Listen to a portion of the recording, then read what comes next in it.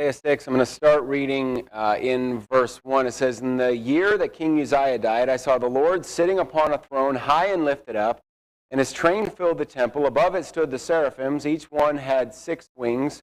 With twain he covered his face, and with twain he covered his feet, and with twain he did fly. And one cried unto another and said, Holy, holy, holy is the Lord of hosts. The whole earth is full of his glory. And the posts of the door moved at the voice of him that cried, and the house was filled with smoke. Then said I, Woe is me, for I am undone, because I am a man of unclean lips, and I dwell in the midst of a people of unclean lips, for mine eyes have seen the King, the Lord of hosts. Then flew one of the seraphims unto me, having a live coal in his hand, which he had taken with the tongs from off the altar, and he laid it upon my mouth, and said, Lo, this hath touched thy lips, and thine iniquity is taken away, and thy sin purged. And I heard the voice of the Lord saying, Whom shall I send, and who will go for us? Then said I, Here am I, send me. And he said, Go and tell this people, Hear ye indeed, but understand not, and see ye indeed, but perceive not. Make the heart of this people fat, make their ears heavy, and shut their eyes, lest they see with their eyes, and hear with their ears, and understand with their heart, and convert, and be healed. Then said I, Lord, how long? And he answered, Until the cities be wasted without inhabitant, and the houses without man, and the land be utterly desolate, and the Lord have removed men far away, and there be a great forsaking in the midst of the land, but yet in it shall be the tenth, and it shall return and shall be eaten as the teil tree and as an oak, whose substance is in them. When they cast their leaves, so the holy seed shall be the substance thereof." Let's go ahead and have a word of prayer. Lord, I pray that you will bless this time that we have in your word this morning. Lord, I do pray that you will, that you'll use it, Lord. You know that I don't want this message or any of today to be me or my thoughts, what I've put together, Lord. I want this to be what you have for us today, and I believe it is. Lord, I pray that you will use you'll use me right now. Lord, I pray this in your name. Amen. You can go ahead and be seated. I know this was a long portion, reading the entire chapter, but I think it's helpful for us to understand the context of the passage. Here's Isaiah. He's standing before God, and he begins in this by describing the scene. He begins by describing, here's where I am. Here is God, and he's sitting on his throne above all else, and then he begins to describe the seraphims and says, one of the seraphims begins to cry out, Holy, holy, holy is the Lord of hosts. And Isaiah quickly realizes, I don't belong here. I don't belong here. I am in the presence of God. I am in the presence of the seraphims. I don't belong here. I'm not perfect. I'm an unclean man. I live in the middle of a bunch of unclean people. I should not be in the presence of God. I don't deserve it. I don't deserve to be here right now. One of the seraphims who read it comes and takes a coal from the fire and lays it on his mouth to purge him of his iniquity, at which point God speaks. And I love this, that when God speaks, everything else fades away. I mean, when you read this, and I'm not going to have us spend a bunch of time kind of painting the scene, but when you read this, he spends he describes the scene in detail. But as soon as God speaks, everything else fades away. The seraphims, after God speaks, the seraphims are no longer mentioned. I mean, they're still there. And you're talking, about a 6-winged angel. That's going to be an impressive sight. This is going to be the sort of thing that grabs your attention and that you notice. But compared to God speaking, the seraphim being there really didn't matter. The seraphim crying out is no longer heard. We're talking about a voice that moments before he's saying is so loud it shook the posts of the door. It's a loud voice. That's a lot of power behind his voice. But when God spoke, that voice was no longer heard. The coal on his tongue is no longer thought of. I don't know about you. If someone put a hot coal on my tongue, it's not something that I'm going to forget real fast. It's going to hurt. But compared to the Lord speaking, that wasn't mentioned. All of that kind of fades away into the background. And God speaks and says, Whom shall I send? Who will go for us? And I can I can picture in this scene with God and the angels and the seraphims, I can picture Isaiah looking around the room. It's just him and the Lord and the seraphims, and maybe I'm taking some license here, but I can see, God saying, "Whom shall I send, and who will go for us?" And Isaiah looking at the seraphims going, "Which one of you? Are you going? How about you, Mr. Booming Voice that shakes the doorpost? You'd be a great one to go. You'd be perfect for this job. People are going to listen. You with your 6 wings and voice that shakes a building, that's going to get some attention. People are going to listen to what you have to say, but no one steps up." And I can picture Isaiah after looking around the room, and none of the seraphims raise their hand. And again, this might be my imagination a little, but give me a little room here. I can see something along the lines of, after all of that goes on, Isaiah going, "Well, I'm here. I guess if you need me, if you need someone, I'll go." I don't see this as he's arrogant. I heard a preacher at one point kind of almost try to describe it as that Isaiah saw himself as on the same plane as the seraphims. I don't get that from Isaiah chapter 6. I get that he is kind of the opposite. It's humility. He isn't arrogant. He isn't acting as though God got some great catch by getting him. He's not strutting around with the seraphims. Look at me. God got a big shot and is lucky to have me. What we see in this passage is kind of the opposite of that. It's more the attitude of, "I'm not much, but if you need someone, I'll do it." Here's what Isaiah is, and I want to use this as we kind of go into the message. Here's what Isaiah is. He is willing. This wasn't about Isaiah's qualifications. This wasn't about the kind of man Isaiah was. This wasn't about his abilities or his name or his any of that. It was about Isaiah was simply willing. And that's what God wants from us. What God wants from us. God isn't looking for some great speaker, some great orator.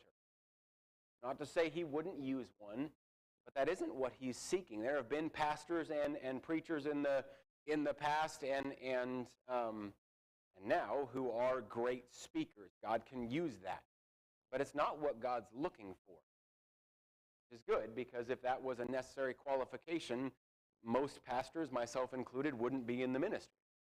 Public speaking is something I've done my entire life. It's not something I would call my strong point. God isn't looking for someone who is a great speaker. God isn't looking for someone who is exuding confidence. If he chooses, he can use a confident person, but that isn't the job qualification. He isn't even looking for someone who's a great natural leader. Someone who men automatically follow. He's used some. There have been pastors who have been that way, that when they step in a room, they command attention, but many of the people used of God, that isn't true. That isn't a necessary quality. The only quality that's required to be used of God, whether you're talking, and I know I've used the example of pastors a few times, but whether you're talking in that sort of ministry or being used of God in any way, the only quality that's required to be used of God is that you're willing. What Isaiah is here. It says, "I am an unclean man with unclean lips from unclean people, but if you can still use me, you still want me, willing." Exactly the point that every one of us needs to reach. Not God, here I am, take me. God, I am a mess. But if you'll use me, willing, whatever you want. Notice, Isaiah didn't wait to hear what he was signing up for. You ever caught that? He doesn't wait to hear what he's signing up for. God just asks, "Whom shall I send? Who will go?" And Isaiah volunteers. Most of us most of us know you don't volunteer for something until you hear the details. If you're too fast to just agree to do something, you may end up doing something that you really quickly regret. Isaiah doesn't seek what it is that God wants for him first. He just agrees to go. Just willing. Isaiah agrees to go, and God says, as you go for me, I have 3 things I want you to do, and those 3 things are what I want us to look at this morning. First thing God tells Isaiah to do, go and tell. Look at verse 9 with me again. He said, "Go and tell this people, hear ye indeed, but understand not, and see ye indeed, but perceive not." There is a line from a shadow coming across that thing that's driving me crazy.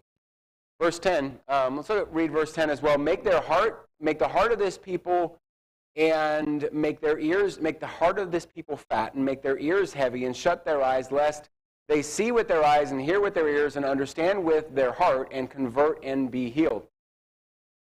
You're going to preach to this people. I want you to go and tell. You're going to preach to this people so much that the Bible tells us their heart will be fat and their ears will be heavy. He's telling them, I want you to preach at them so much that their ears hurt. You ever had someone that talks to you so much that you come to a point that your ears just can't handle hearing noise anymore? I have gotten nicer on this as I've gotten older. You can ask my wife, though. It used to be, I taught my kids when they were young, the car is a quiet place. You don't talk in the car. Just silent. Because otherwise you're in a little metal box and you're trapped. And they just keep making noise. When Josh was young, Josh was one, he would just talk and talk and talk and talk and talk, and you're trapped in this little metal box and they just keep talking. And there was quite often that I would tell him, Josh, I just can't listen anymore. I just can't do it. Someone that just talks until you can't take noise anymore. I've told you before, I'm the type of guy, I like silence. I like quiet. But I, at one point, worked with a guy who was the exact opposite. He could not stand silence. Never could be a silent moment. His rule, and he was my boss, so it was his rule. His rule was that when you pulled on a job site, the first tool that came out of the truck was the radio, period. Like, he would scream in your face if you touched another tool before the radio was plugged in and was playing. That was what it was, and he would spend all day listening to the radio, except he really didn't listen. He just liked it on all day. But talked so much through the day that you never really could even hear what the radio was. So all day long, all you ever heard was noise, was talking. It drove me crazy. Every day I would drive with one of my coworkers, and he rode home with me back to the shop, and I made it known to him, when we leave the job site, you can ride with me, but I just need quiet. After this many hours of just noise, I just have to have quiet, because by the end of the day, my ears were tired of listening. All day was just constant noise. That's what he's saying. Tell them until their ears can't hear anymore. Just keep telling them. Just keep telling them. And I'm going to get ahead of myself a little bit in this, but I'm going to anyways. It is really easy when trying to do the work of God to get discouraged and to stop telling.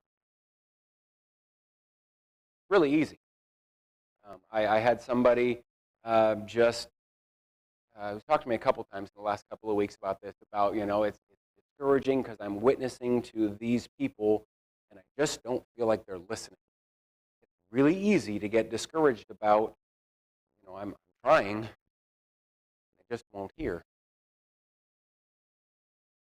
God tells Isaiah, tell them until their ears can't hear anymore. Keep telling them. Tells them, tell them until their eyes are heavy and they shut them. Verse 10, we saw that. I'm not going to have us read it again. How do you tell them until their eyes are heavy? How do you tell them until they shut them? I know it could be said, until they're tired, but I don't think that's what the passage is saying. I think it's saying, tell them with more than just the words coming out of your mouth. Tell them with action. Any of you who have heard me preach at all know I'm pretty big on this. Your testimony and the way you live way that you live tells people a whole lot more about what you actually believe than the words coming out of your mouth. I can stand up here and preach all I want, but if people don't see it in my life, they're not going to believe a word I say up here. I can get up here and preach that a person should be different than the world, but then go out of here and live just like the world, and what I say up here means absolutely nothing. And I can get up here and preach like I did Wednesday night on that we should be growing spiritually, but if I'm not growing spiritually, it's just empty words. Often as parents, that's where we can go wrong. I know this isn't true in every case, but I've seen it in a lot of cases that kids grow up and the kid runs from God and parents cry saying, where did I go wrong? This isn't what I taught them. And it always kind of leaves that question, yeah, but what did you show them? And I don't mean to sound, I don't know how to say this I don't mean to sound judgmental in that at all. But if I say one thing to my kids about how they should live and show them another, what else can I expect? If I'm telling them this is what you need to do and this is how you need to live and these are the choices you need to make, but I'm not, what else can I expect? I've had over the years, a lot of people ask me what was different growing up that Bo and I both grew up and are still in church, still serving God. And my consistent answer has been a lot of prayer by my parents, and my parents lived and did the same thing at home as they showed at church. They were consistent. They didn't just tell it, they showed it. When we go for God and say, I'm willing, God, use me however you want, we need to tell it just as much, if not more, with our actions as we do with the words that come out of our mouth.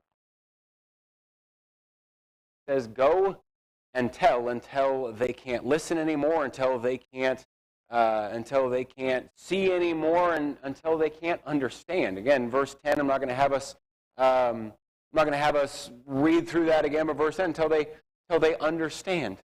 Keep telling until it gets through. I already said this. Don't get discouraged. It can be really hard. I understand that. I've had guys that I have witnessed to for years, guys that I spent years and have tried to get opportunity to lead the Lord. Most of them that for years I have worked just to try to get them to visit church. So I understand that after years of being told no, I get that it's discouraging. I understand that. After years of being told no, it's awfully hard to keep asking that. I get it. I have some friends that, as I studied for this, that came to my mind who I have tried to give the gospel to for a very long time, who just refuse to listen. Just keep telling. Just keep telling. What do you do when you're trying to witness and they just keep rejecting? Simple answer, just keep witnessing. When you are willing and go for God, you're going to go and tell. Then he tells Isaiah, as you go for me, I want you to do number 2, go and hear. Again, verse 9, he said, go and tell this people, the very next part of this, hear ye indeed. I want you to go and tell, and you hear. This is different than what we usually think when we think, I'm willing and I'm going to go for God. Go and tell someone else. That's normal. We think, okay, I'm going to be used of God. That's automatically going to mean I'm telling someone else. That's more what we are accustomed to, and I'll make sure others have the opportunity to hear from God and others have the opportunity to grow closer to God. But God tells Isaiah, as you go, I want you to hear. Which often doesn't make a lot of sense to us. If he's the one going and telling, what's he going to hear? And here it is. As he goes, he needs to hear from God. He needs to. I was talking to a church planner not long ago, and he was telling how the church was doing and how great it was. And one of the things that he had said is he was planning a church close to where his sending church was. And so they only had one service in the week. And he goes, it is great because here I am, I'm getting to plant this church and serve God in this way, and I can drive the other services back to my sending church and be preached at. Tell me what a blessing it is that I can be starting a church and serving God in this way and still get preached at by my pastor, because he realized he needed to hear too. Why it's so important, serving in the church, why it's so important to not, a person that has a servant's heart, it's really easy to have such a servant's heart that you're wrapped up in so much serving that you're never hearing. It's super easy to do, because, well, there's a ministry I can be doing during this service, and this ministry needs to be done, so I'll go ahead and step up to that, and this ministry needs to be done, and next thing you know, you are coming to church Sunday morning, Sunday night, and Wednesday and never hearing anything. Because we're doing so much serving. We need to hear. We need to hear. It goes back to, in the last point, how am I going to be leading by that example, by what my growth and my relationship with God, if I'm never hearing from God? We need to hear when we're going. We need to hear from God. A couple of things that we need to hear when we're going. We need to hear where to go. God has a very specific place for every person. For some, that place is pastoring somewhere. For some, that place is being a missionary around the world. For some, that place is teaching a Sunday school class. For some, that place is the nursery or whatever else it's going to be. But we need to hear from him where that place is. It's not good enough to say, well, I want to go for God, so I'm going to just pick whichever place I want to go to, and I'm going to go there. No, we don't choose based on what we want or what we desire. He has a place. But if I'm not listening to him, how will I know that place? We know by hearing. Where to go. Here to know who to go to. God does, I think we struggle with this, God does nothing by chance. God does nothing by chance. He has a purpose and a plan in everything that he does, which means that he has planned who you'll be a witness to. He has planned who you're going to come in contact with this week. He has planned who you'll have opportunity to talk to this week. And God prepares hearts before we ever get to them. But if we aren't listening to God, then how will we know to whom we go? Hear God to know where to go, to know where to go, to know who to go to, and to know what to say. Maybe you aren't like me, but I'm the type of person, I mentioned this Wednesday night, I'm the type of person, my mind goes blank when I talk to people. I can and do practice what I'm going to say all I want to. And I really do. It's weird, I know, but I imagine how conversations are going to go in my head before I have them, because I know I'm going to have to talk to someone, so I rehearse in my head what the conversation is going to be, which works out okay until they say something I hadn't planned on them saying, and then I'm all sorts of messed up in that. I talk to people, and my mind goes blank. That's why when I get up here, I write all my notes out. Some preachers don't do that. Brother Matheny, sometime when he's here, you should ask to see his notes. It is a piece of paper with random words. They're not even in the same direction. Like some are upside down and sideways. Someday you should ask to see his notes. It's chaos. I get up here, I'm not kidding. I get up here to sing invitation after he preaches, and I have a hard time singing invitation because I'm looking at a paper on there going, what in the world does that even mean? Some preachers, just that's how they work. Well, I shouldn't say some. That's how he works. I don't think anyone else does. But some, all they do is, they'll just have their outline, or they'll just have, some phrases up there that spur a thought or something like that. I can't. I go blank. So I type it all out. I don't always follow what's in my notes, but I have it all typed out. So if I look at you and my mind goes to nothing, I can just stand here and go, what now? It's the same way when I go door knocking. To me, that's why it is one of those things. Everyone has their irrational fears. Door knocking terrifies me. I'm the associate pastor. I'm supposed to know what I'm supposed to say. But someone opens their door, and before I say hi, my mind goes blank, and I just stand there looking stupid. So here's what I've learned I have to do. I have to just pray that God would give me the words, and then listen to him. It's going to be better than what I could come up with anyway. The Lord tells Isaiah, I want you to go for me, and as you go, I want you to go and tell others. I want you to go and listen to me, hear me. Follow my leading. And then lastly, I want you to go and not stop. Look at verse 11 and 12 with me again. It says, then said I, Lord, how long? So he's already said, God, I'll go. Verse 11, Lord, how long? And he answered, until the cities be wasted without inhabitant, and the houses without man, and the land be utterly desolate, and the Lord have removed men far away, and there be a great forsaking in the midst of the land. And again, I told you, I kind of pictured in my head, that description is pretty intense.